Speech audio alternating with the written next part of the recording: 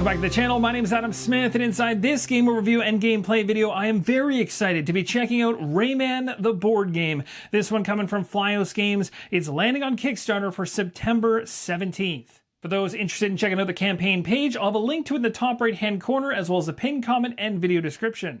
Everything that you can see and are about to see is in prototype form and subject to change. If you have any comments, thoughts, suggestions, place them in the comments down below. Without further ado, we'll dive right into the game overview. We'll talk about the game components here set up on the game table. We'll finish setup and dive straight into that solo play. In Rayman the Board Game, you play as a hero from the Glade of Dreams, racing to save the Teensies from various threats across different levels. To win the standard solo mode, we need to save 3 Teensies. I've placed 4 of them around the game board per the setup instructions, and we need 3 of them saved in order to win. We also, while trying to save them, need to avoid elimination, and we also need to finish the 1-lap race before the boss. I've got the Armored Toad as part of this prototype. You'll see the Teensies in token form on the game board. We have 1 here, here, here, and 1 over here. Each of the available bosses in the game when playing the solo mode will have a card deck of 3, which are going to shuffle and place nearby. You also want to grab the corresponding standee for that boss, which I've placed up here for now. As part of the prototype, there are 4 characters to choose from. There are a total of 54 action cards in total in the game, but there's 8 for the standard deck of each of the 4 main characters,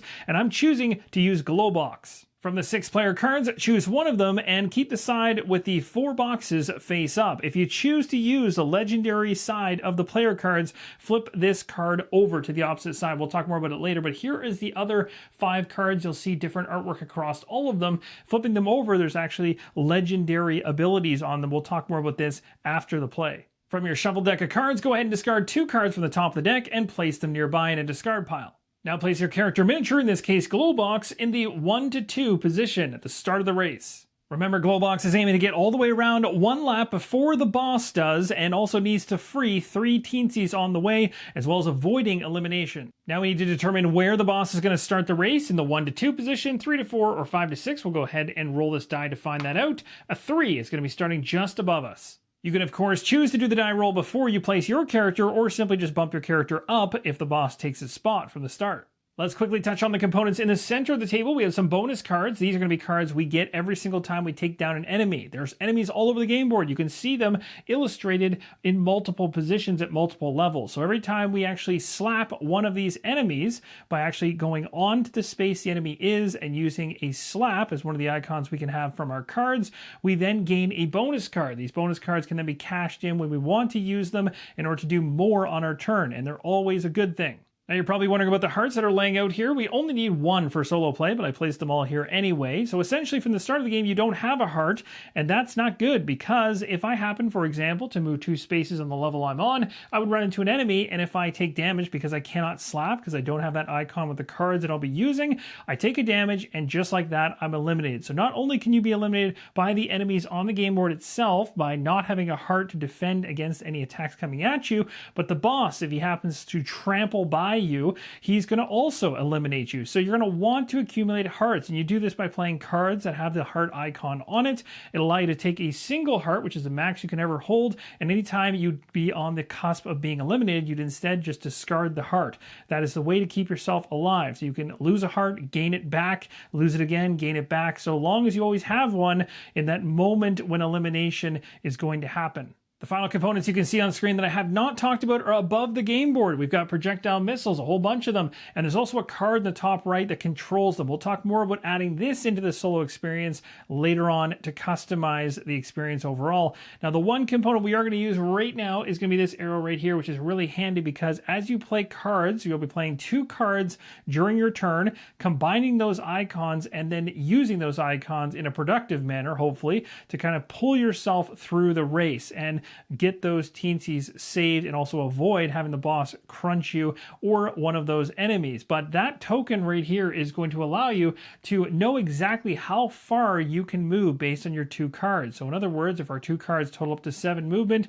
we'll move this token 7 spaces down the track so we can focus more on what level and where we want to go, knowing how far we can potentially get. It just takes away one of those things we have to think about when we're strategizing our turn. As you remember from setup, we went ahead and discarded 2 cards at the top of our deck. We're now going to go ahead and reveal all 6 of the remaining cards. We have all of these to strategize between. So the 6 cards we have on this side are available to us, and we're going to choose 2 of them to use, combining their icons, and then we're going to go ahead and strategize as to how we're going to use them on the game board. We'll continue selecting 2 from this area until we run out, then we'll replenish the deck, discard 2 cards, and have another 6 to go after. So what can Glowbox do? Well, he can glide, he can crouch, he can throw a punch, he can ground pound, high jump, or forward jump. Now, there's a number of things that he can do on each of these cards. There's an initiative at the very top. This does not apply whatsoever for the solo mode. You don't have to worry about the number in the top left-hand corner. It has no value whatsoever. But these icons right here and these values beside them definitely do in white. So we have a 4 move, for instance, and you'll see that that arrow goes off to the right. That's because from where we are at the starting line of the race, we're going to be moving right around the oval to the opposite side to try to win the race. So these represent movement, 4 movement. This represents jumping. This right here represents hovering. We have slapping with the hand. We have a heart that allows us to get the token that we were talking about from before. We have an icon here for crawling, and that is the gist of the icons. Now let's actually see how they're used. I'll select 2 cards and we'll get right into it. I'll start my turn off by playing these 2 cards right here. We're going to ignore the initiative numbers. We'll never be using them. They're for multiplayer only. The white ones here, we have movement 4, movement of 3, so a total of 7 movement. We'll use the movement tracker token to move 7 positions for us and mark how far we can move. The boss is also going to be moving 7 positions when it goes after my turn is done, so that is a bit concerning, but we're going to do our best to get through here. So now that we know how far we can move, we can focus on the other things we can do. So first off, we have a total of 2 in terms of jumping. We have 2 for gliding, and we have 2 slaps. Glowbox is going to go ahead and move 2 and then use a slap to take out the enemy. Again, if I didn't have the slap, I would take a damage for being on the space I'm at and I'd be eliminated. So because I actually slapped, I killed that enemy and I get one of these bonus cards. This bonus card is actually pretty awesome. I got myself a heart and a slap. So if I choose to use this, then I go ahead and discard it and I gain both those icons for the duration of my turn, and I can choose when I want to use them in around the rest of the actions that I am taking. You can use all 4 of your bonus cards if you have all 4 slots filled in, and you can at maximum hold 4. If you ever gain 1 more, then you just discard one you already have. I'm going to go ahead and move 1 more. I'm now in a section where I can jump. There's no platform above me, so I can actually get up to that upper level. I'll use 1 of my 2 jump icons to jump up 1 space, and then I'll use 1 move to move over onto that level 1 platform. Now I could go ahead and jump up to that next level platform above me, but why should I do that when I have another slap here ready to go, plus 1 over here if I actually wanted to go ahead and discard this? I could actually just move 1 more space and slap that enemy to get another bonus card. At this point, I'm just going to use the rest of my movement to get all the way to the end. And of course, when you get to the end and you're not on a platform anymore, you're going to drop to that ground level. So at this point, we burnt all of our movement. We have 1 jump, but that does nothing. We jump in the air and fall back down, means nothing. We have glide, but again, needs movement in order to be useful. Glide is very beneficial for kind of gliding over top of obstacles or across platforms, for instance. So an obstacle would be like something like this. If we don't want to deal with it, we could glide over top of it. We have to have the exact amount of glide and movement paired together to be able to do it long enough.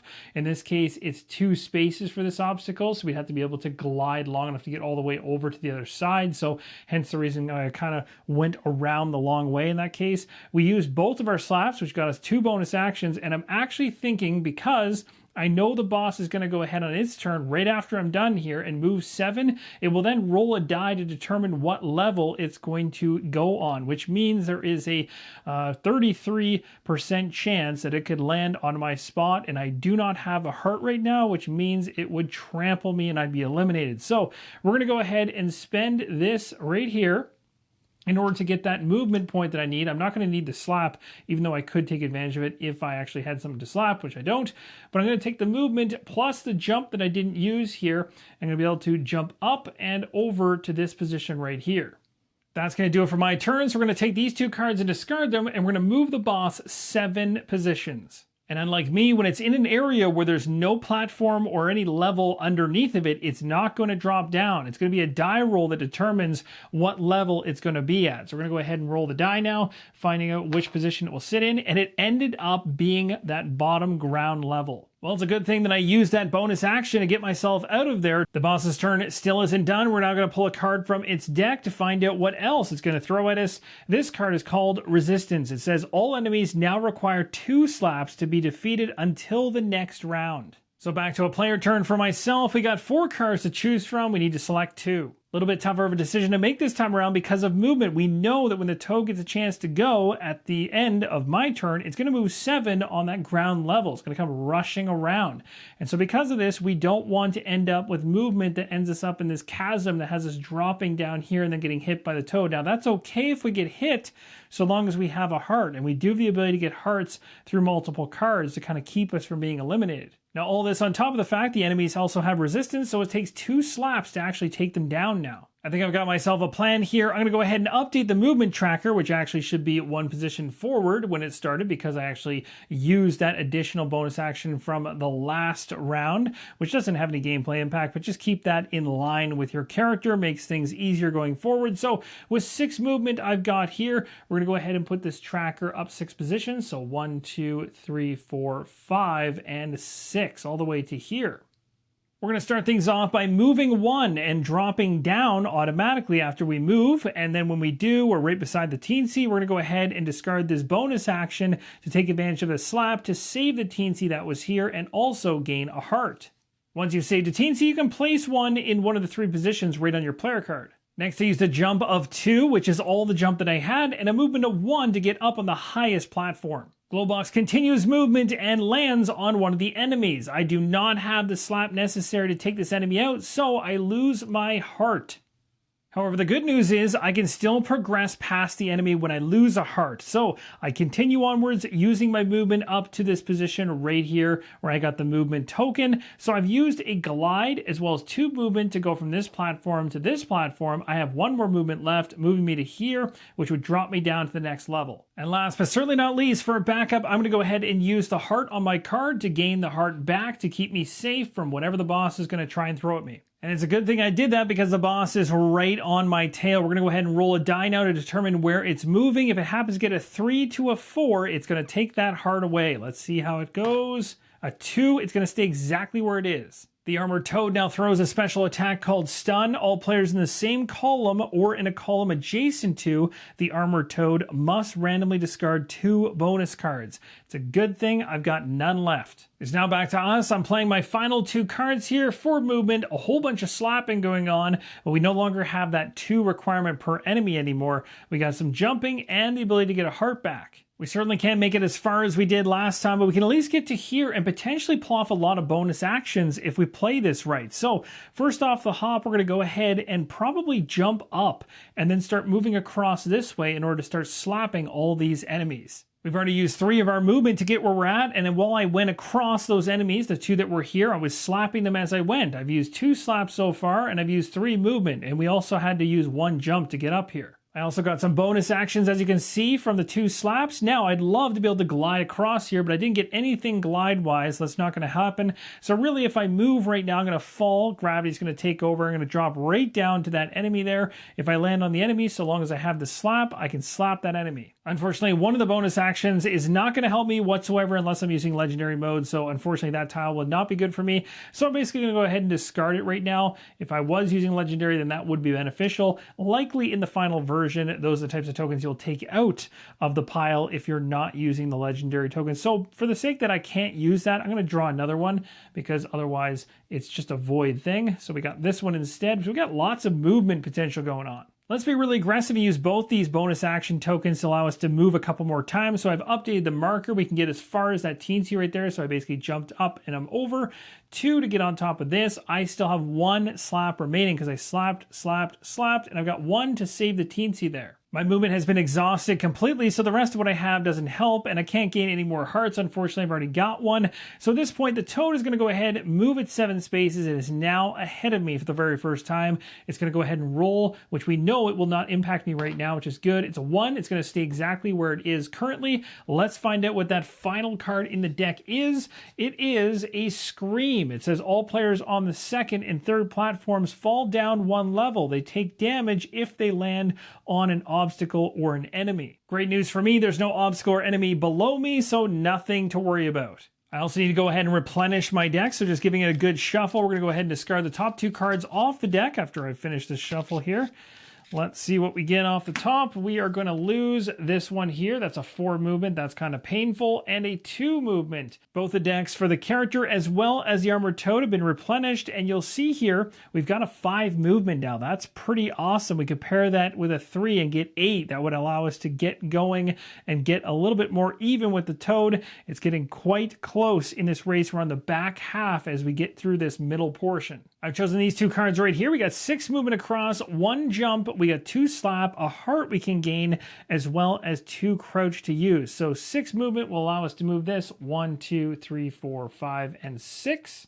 Walking right past the boss obviously has the boss hitting us, knocking off our health, which I'll just gain right back by using this heart icon right here. We'll go ahead with another move to land on this enemy. We're going to slap that enemy in order to get a bonus action. Not bad. We have potential for some extra movement in the future, so I'm pretty happy with that. At this point, we're going to jump up 1 and continue moving. Glowbox jumped up on this level right here and then dropped down below. There's nothing below it, so we avoided this obstacle here, which is nice. Again, I could have used cars to potentially float over top of this, but I'm keeping that float for what I might need to do around this corner over here. It's fairly aggressive, and there's a lot of spikes going on. I'm discarding that bonus action I just got to move an additional point of movement. Now, I'm on the same level as the boss, which isn't great, but again, I still have my heart here to keep me safe. The boss comes stampeding through on the same level and goes right past me, hitting me, knocking my health off.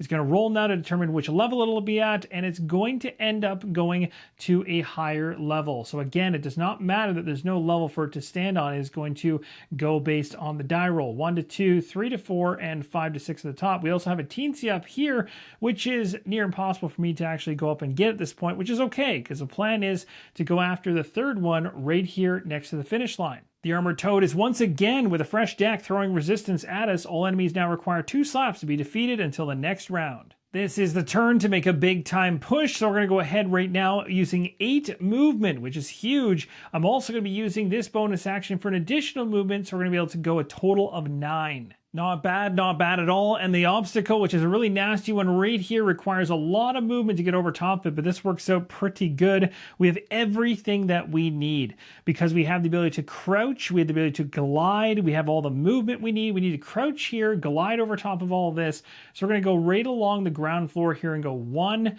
crouch and a move, 1, and then we're going to glide all the way across to here.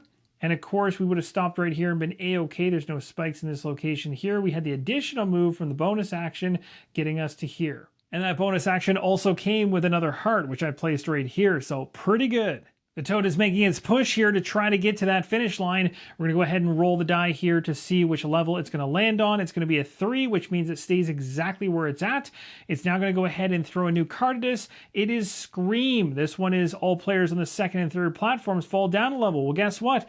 I stayed low to avoid this strategically, so nothing happens to me. We've got 2 interesting things coming up along this ground level. We've got one individual enemy that we need to try and slap, but then right after it, we have an obstacle. Now I've got 2 cards remaining here with 4 movement and a whole bunch of slap, and I do have 1 heart here. So what I'm going to do is move 1 space. Well, I guess what I should do is move the marker first. So 1, 2, 3, 4 this is as far as we can potentially get.